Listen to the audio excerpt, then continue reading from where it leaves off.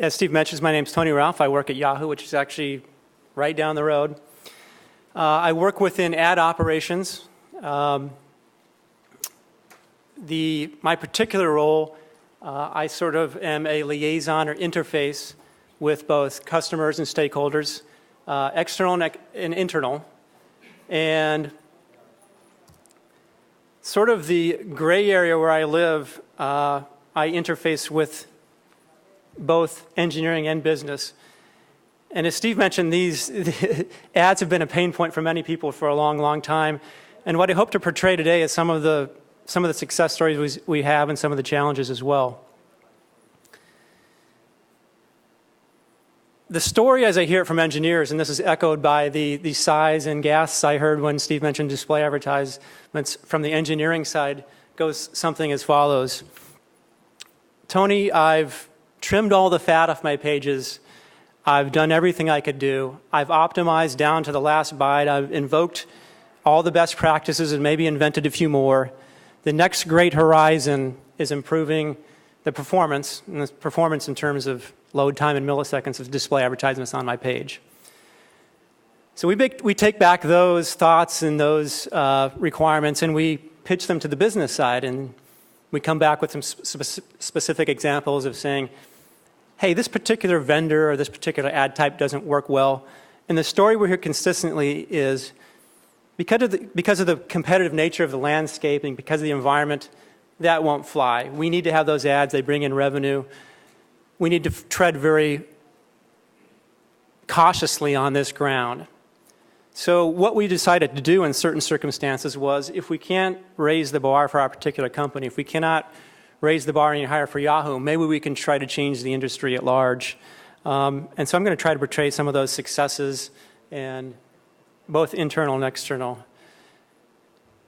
And I'm going to do it in sort of two dimensions. One, I'm going to talk about the challenges in context of trends in the ad ecosystem and instrumentation, and really the challenges and inherent complexity of that system. And then I'm going to talk about improvement, what we have done that's worked in various learnings in that regard. And also I'm going to stress finding the balance between what can we optimize and how do we still serve ads within that context, and maybe some next steps from an industry-wide perspective of some of the things we're working on. I wanted to sort of twist the perspective of the conversation from previous ones. We used to get in these conversations, as Steve mentioned. We've done this at Velocity a couple of times, and we've done it in a couple other contexts. And we usually like to pick on individual ads, and I couldn't help but cherry pick one I found recently that was relative to the World Cup, which I thought I'd share, even though the focus of this talk is a little bit different. This was an ad we found, and we sort of have some monitoring at Yahoo where we survey the slowest ads in the network, and this is one that I found recently that was slow. And of the many things it did inefficiently, what we found was, and what I'm leaving out here is this ad actually had animation. It had flash, which allowed it to rotate for jerseys of all the World Cup teams. So rather than combining all of the jerseys into one file or a larger file, they actually have separate SWIFTs, as I've listed here, for each individual jersey. The feeling was on the team, hey, in the name of, ad performance best practices, in the name of the World Cup, in the name of the United Nations, please combine these files. But I want to take a look at the larger ecosystem. A recent use case we had at Yahoo was the UK front page. We got called in because it had been performing about a second or two slower than it had in the past. People were asking why. Of course, the first finger was pointing at display advertisement. They brought us in. We started looking at things. What we found, just loosely parsing out the page between content and ads are a very small set, is when we looked at the cached experience, the entire page was optimized to the extent that there would be only about 200 HTTP requests, which would formulate the whole page. When we looked at the requests related to ads, in the cached experience, there was about 30. So as I started to peel back the layers once again as to why this could be the case, I noticed the environment had changed from some of our investigations in the past. And we asked ourselves, what was the function of all these various requests and instrumentation? About 3 years ago, when we sort of took the accumulated pain points of Yahoo, and as I mentioned, we said, what can we do to sort of change the industry? We created some best practices that you can find at IAB.net. I think they're under ad load performance best practices. And we really parsed out the ad serving ecosystem into the 4 entities I have listed at the top: advertiser and agency, sort of linked together, vendors, third-party vendors, which actually do a big proportion of the serving, and the publisher, the website. And certain best practices, of course, only apply to one segment of the ecosystem or another. For example, if you're asking somebody to gzip a file, you don't talk to an agency. They're going to say, what the heck are you talking about? So we took known best practices, and there wasn't anything really revolutionary there, except the fact that we were applying them specifically to display advertisements and the display advertisement landscape. But as I got involved in this UK top page investigation, I started to realize that the landscape had actually changed over the last 3 years when we had accumulated these best practices. And it had changed in some very fundamental ways. For one, there's a wide proliferation of user-generated content. And, you guys know more about this than me: blogs, tweets, social, mobile, on and on and on. So the long tail has become even longer, which is a challenge to advertisers. How do they get the right ads to the right people? There's also, and then no one's going to argue about this, been a shift in the economic climate. Companies, advertisers have less money to spend on advertising budgets, and they want to do that in a very surgical manner. How do they do that? What tools do they bring into play to make sure that they're getting their advertisements in front of the right people, and that those advertisements are having the effect, depending on the goal of that campaign? We've also seen, maybe simultaneously with this, or maybe caused by these two factors, an evolution in optimization strategies: targeting, real-time bidding, inventory aggregation, the ability to make a buy not on Yahoo or Yahoo Sports, but on sports generally, or people who are interested in sports. They're carving out the landscape in different dimensions to account for both of these first two factors. What does this mean? In short, optimization has evolved. Advertisers have a wide array of offerings to help identify and refine audience segments across publishers. Again, we talk about audience segments, not particular sites. So what does this mean for our simple and our previous picture of the ad ecosystem? Well, we added a number of elements. We added networks. Networks were probably around 3 or 4 years ago. But there's certainly been a proliferation in exchanges, which is an attempt to compare and aggregate supply and demand in real time in some sense. DSPs are a hot topic, demand-side platforms. I don't want to get into the details here. We could probably write a PhD dissertation on these. Plus, these lines are blurred, and some companies say they're one and not the other. But keep in mind, the attempt here is to aggregate inventory, aggregate supply, so advertisers can target specific users in specific scenarios. Because of the fact now that I'm an advertiser and I may be buying a user segment, I may want to know where my ad's shown. That gets into the concept of verification systems. I may want to know the effectiveness my campaign or ad have. Ratings, surveys, this is all instrumentation added to the ads. So when you see an advertisement, it's not just the SWIFT or the JPEG, which in itself can be inefficient in the ways we all are familiar with. We can have targeting elements, retargeting, measurements around rich media ads and the interactivity. Did you play a game on the ad? Did you mouse over? Third parties have a counting mechanism. Publishers have a counting mechanism. Frequency capping. How do I instrument knowing an ad has shown to a user only a limited number of times? That's more effective. Obviously, I'd rather maybe in some cases want to show my ad 100 times to 100 different people rather than 100 times to the same person. Verification, where was my ad displayed? Who viewed it? User feedback. Conversion's an interesting one. Not only do we want to track clicks, we want to track people that click through and made a purchase and perform some action. All of this instrumentation brings into play a wide array of entities and intermediaries in the display ad delivery chain, guiding the right ad to the right set of eyeballs at the right time. And when you think about that problem, it's a very non-trivial problem. In fact, if you were to try to optimize it well and didn't care about response times, you might throw it into the cloud and get an answer back 36 hours later. But we're trying to do this in real time. How much time is the appropriate time to spend making this sort of calculation? How much instrumentation is too much? What I want to emphasize today is I have seen cases where this succeeds when teams can work together holistically to find a balance between all of this. For the purposes of this crowd, why is all this important? Why does this matter? Well, this instrumentation affects page performance. It affects, for anyone who's ever looked at ads and pages, or pages with display ads in an HTTP sniffer, you see an array of pixeling and cookies, multiple domains, 302. No longer do we have third-party server. We have what I'm calling nth-party server. We can have exchanges, connecting to networks, finally get an ad, sixth-party serving. Much of this is instrumented with JavaScript wrapping.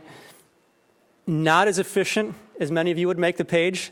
It's not the priority of people creating these. And as the industry calls them the creatives, these are artistic people trying to perform a function which in their primary and priority is not performance in the sense of load time.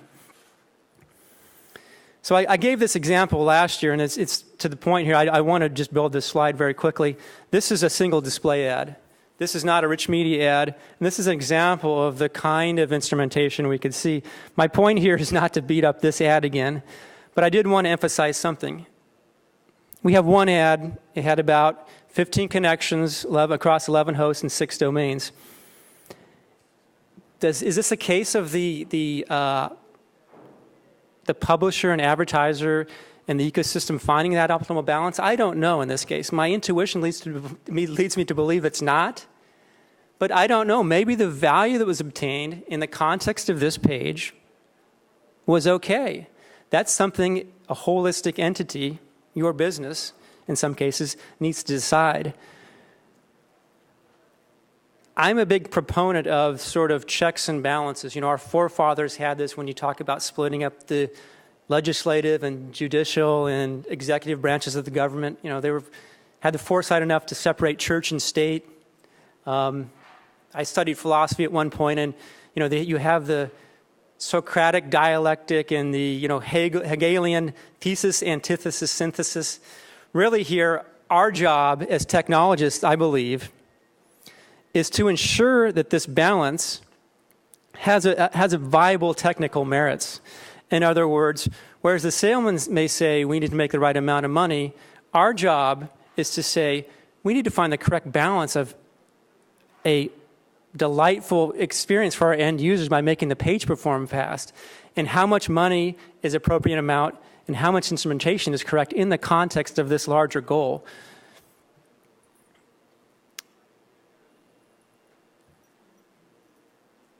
Thoughts around improvement. The first I want to highlight is ads are not an afterthought. What do I mean by that? When you create a page, I think there's this feeling sometimes from engineers to say, woe is me. I try to make my page as streamlined as possible, and these ads come in and ruin it. I just have these black box containers where ads come in.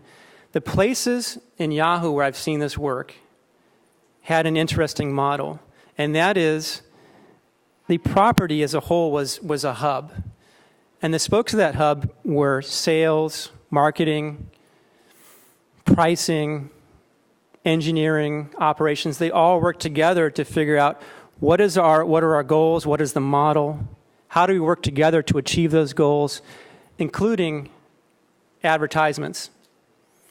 If you treat advertisements like a black box and say, woe is me, they're always going to ruin my experience, that's where it doesn't work.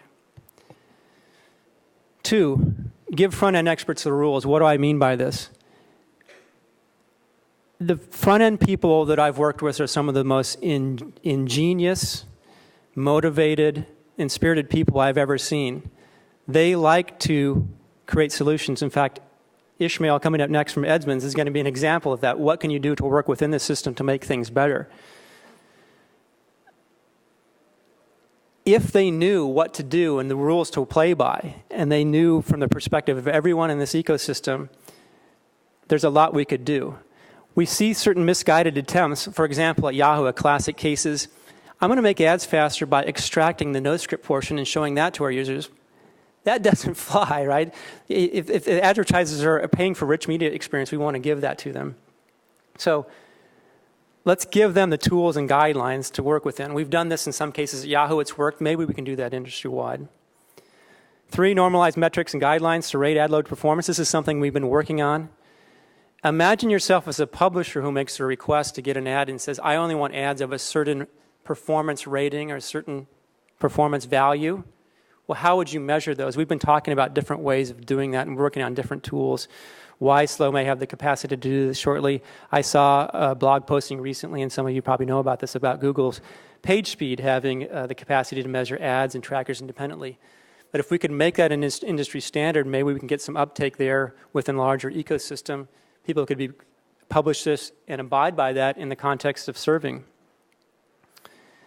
4th, and this hits on as a perfect segue into Ishmael's topic, which is coming up next. He's going to get into some of the details and an example of this.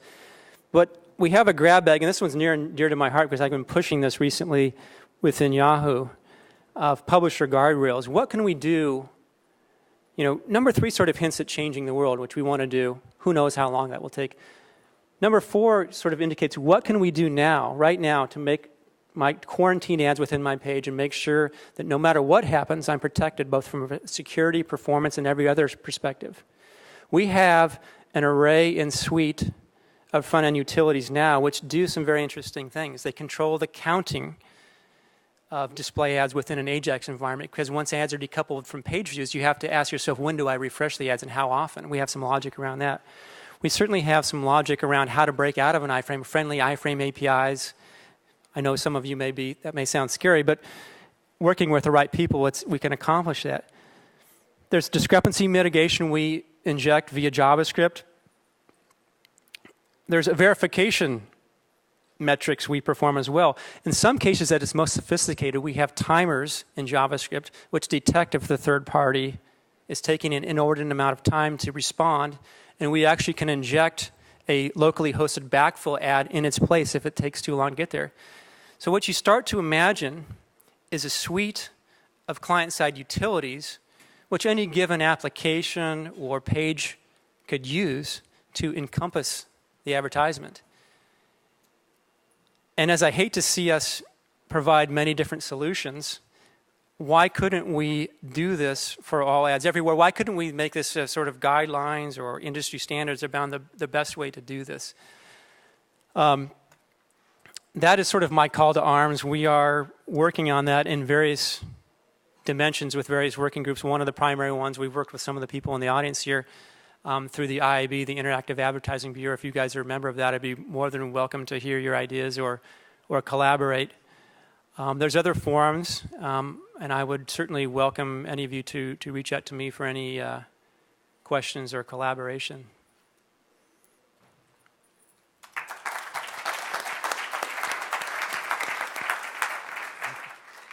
So maybe you want to take 1 or 2 questions while Ishmael comes and hooks up? I'd be more than happy to, sure. You can just ask your Sure. Okay, so the question is, what about security? So obviously, performance is on one end of the spectrum. You don't want to host ads that are malicious. So how do you balance security, what the advertisers want, and performance?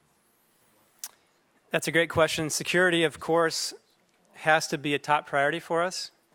To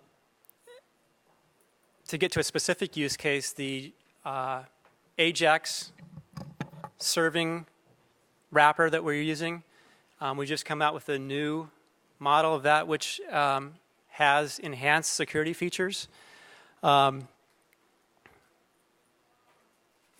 can see Douglas Crockford ready to jump on this.